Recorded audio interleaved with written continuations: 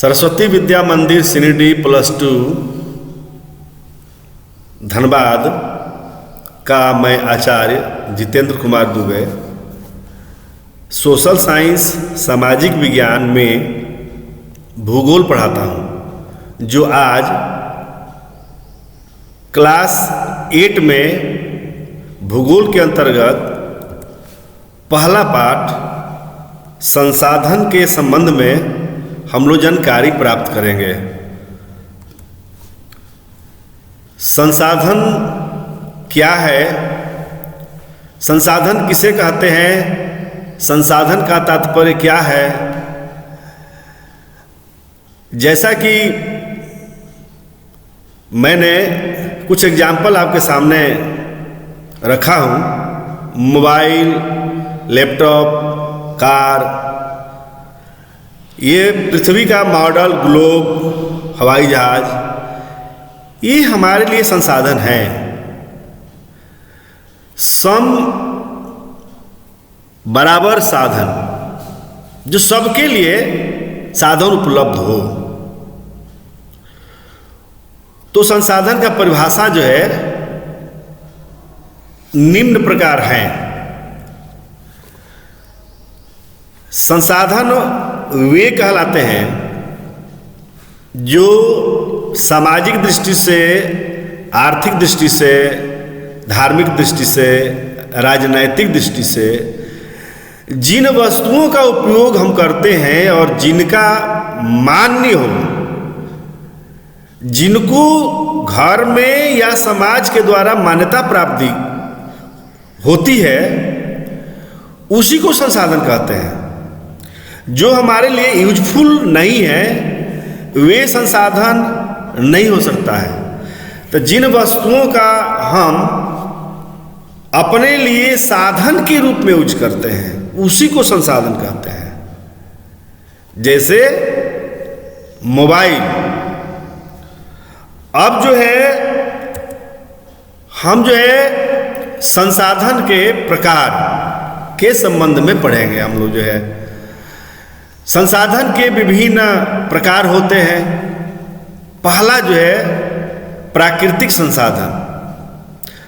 प्राकृतिक संसाधन वे संसाधन हैं जो गॉड गिफ्टेड होता है, जो प्रकृति द्वारा बनाया गया है, जैसे जल, वायु, भूमि, मानव निर्मित संसाधन। वे संसाधन जो मनुष्य के द्वारा बनाया गया है, जैसे मशीनें, प्रौद्योगिकी, और स्वयं मानव भी एक संसाधन है।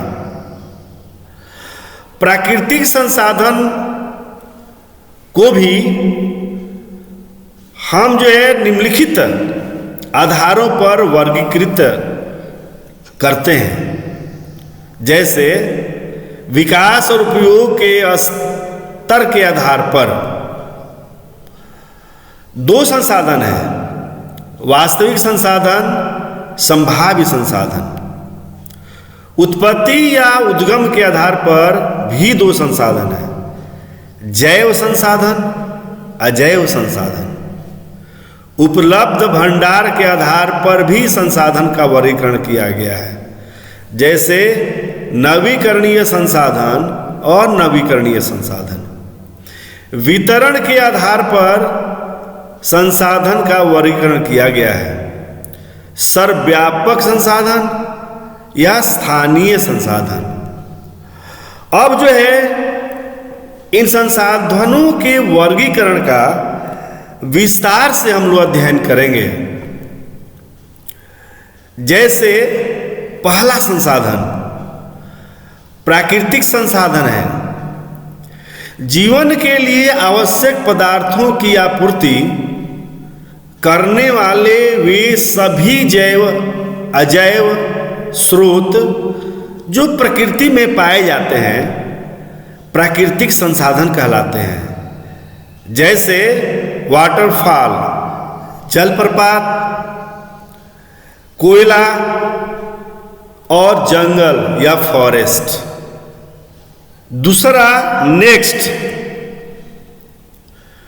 संसाधन के दूसरा प्रकार में मानव निर्मित संसाधन, वे वस्तुएं हैं जो मनुष्य द्वारा बनाई गई है। वे प्राकृतिक रूप से उत्पन्न नहीं होते, उसे मानव निर्मित संसाधन कहते हैं। जैसे निम्नलिखित वस्तुएं यहाँ पर विद्यमान है, कार है, हवाई जहाज है, तो इस तरह के अन्य वस्तुएं भी हो सकती है। अन्य प्रकार में जो तीसरा प्रकार है वो मानव संसाधन है। किसी देश में रहने वाले लोग उस देश के सर्वाधिक महत्वपूर्ण संसाधन होते हैं। मनुष्य स्वयं में सबसे बड़ा संसाधन है।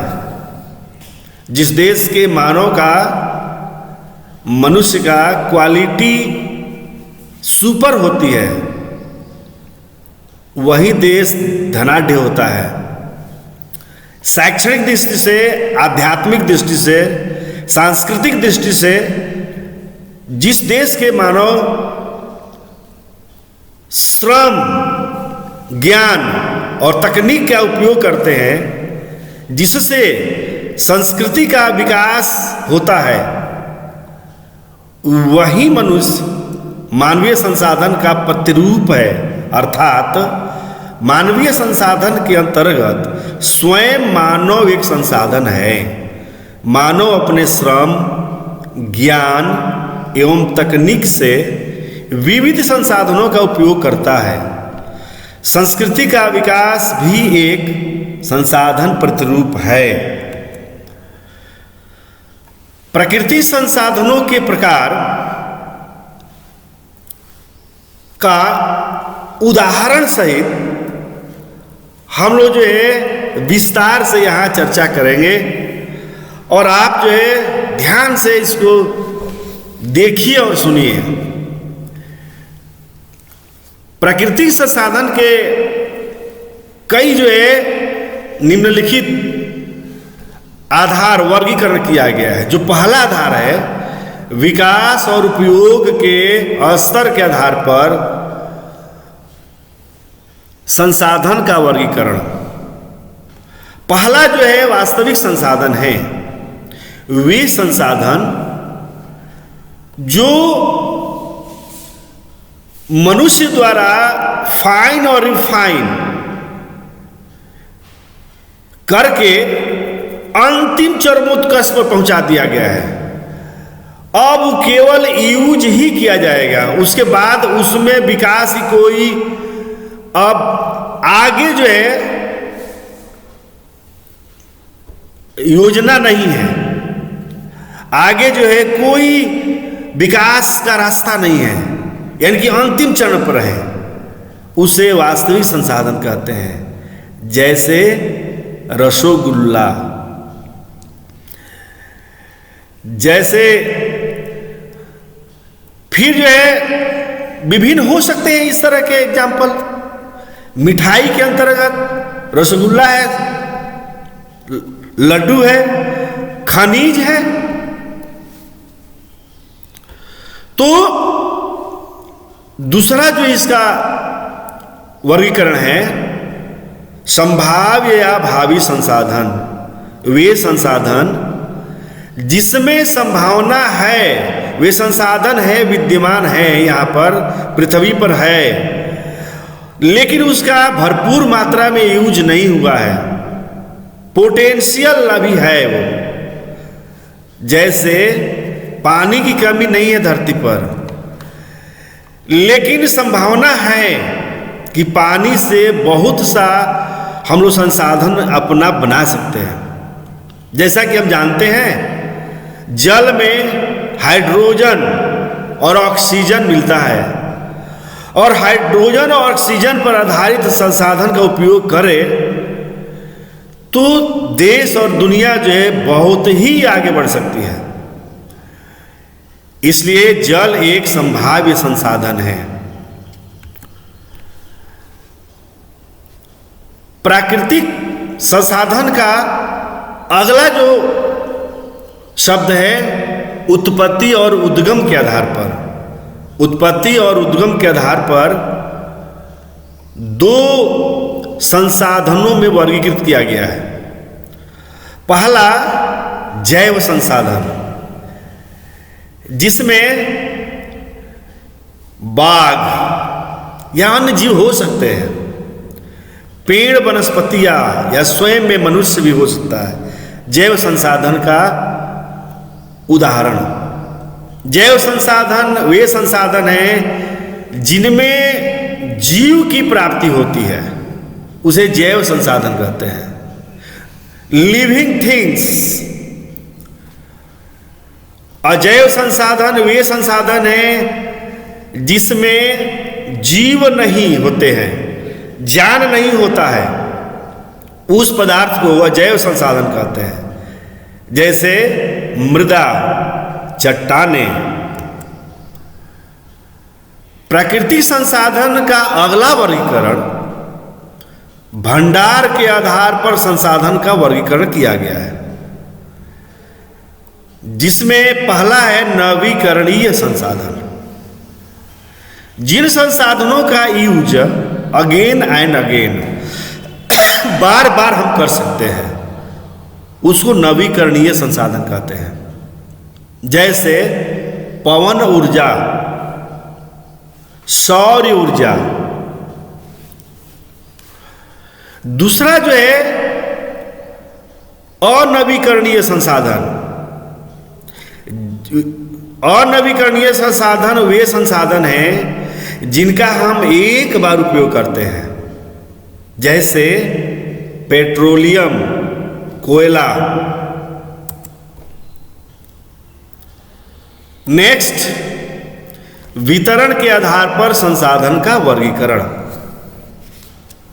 पहला जो संसाधन है सर्वव्यापक संसाधन या सर्वव्यापी संसाधन। वे संसाधन जो सभी जगह मिलते हैं, पृथ्वी पर हर जगह मिलता है, उस संसाधन को सर्वव्यापी या सर्वव्यापक संसाधन कहते हैं।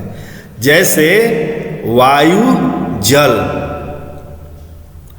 दूसरा जो संसाधन है स्थानीय संसाधन। ये वे संसाधन हैं जो किसी विशेष क्षेत्र में ही पाए जाते हैं। जैसे कोयला, बिटुमिनस कोयला धनबाद और झरिया का सबसे फेमस है। लौह अयस्क, पेट्रोलियम जो मुंबई हाई में मिलता है, लौह अयस्क जो सिंहभूम जिला में मिलता है, और संसाधनों के प्रकार के वर्गीकरण और उदाहरण सहित समझने के बाद संसाधनों का संरक्षण कैसे हो, क्योंकि संसाधन जो है एक सीमित है, इसलिए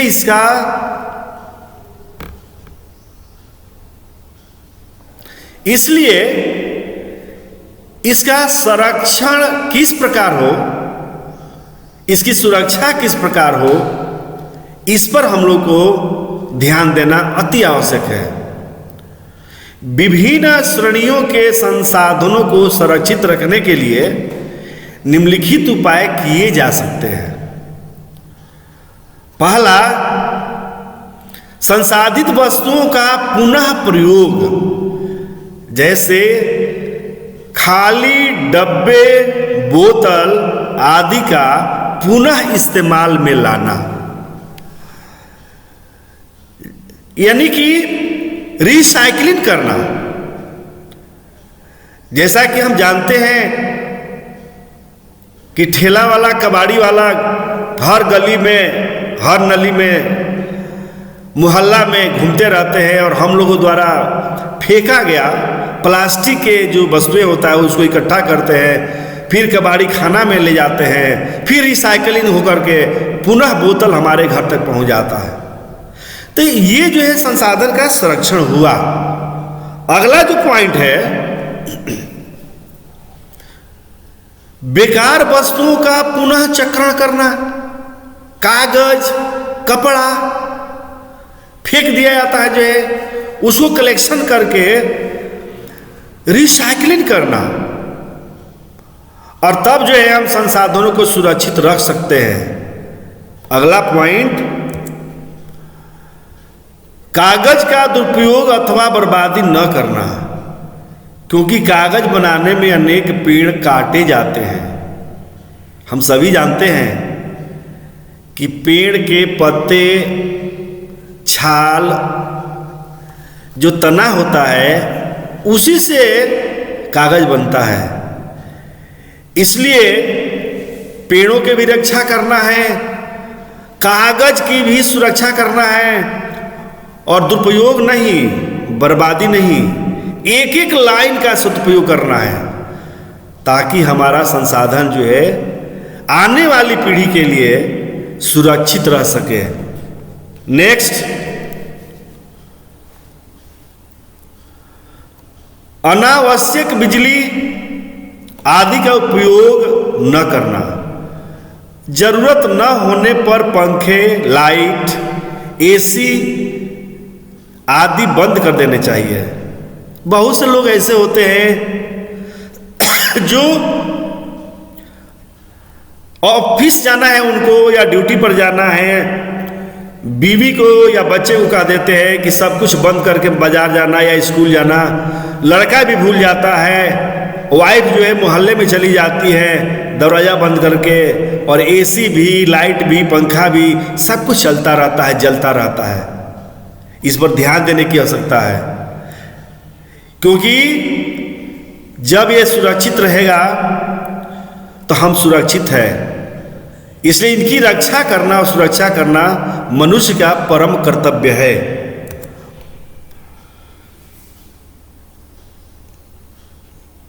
संसाधनों के संरक्षण में अनावश्यक बिजली,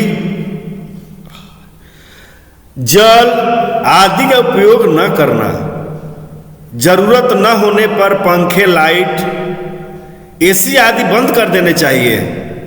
जैसा कि जल इस पॉइंट में दिए हैं, जल है तो कल है, जल है तो जीवन है, हम सभी जानते हैं। इसलिए एक एक बूंद जल का सदुपयोग करना, बर्बादी नहीं करना जल का जो है, नहीं तो कल हमारा समाप्त हो जाएगा। इसलिए अगला पॉइंट है, जितना संभव हो सार्वजनिक वाहनों का उपयोग करना चाहिए। कम दूरी के लिए साइकिल अथवा पैदल चलना चाहिए।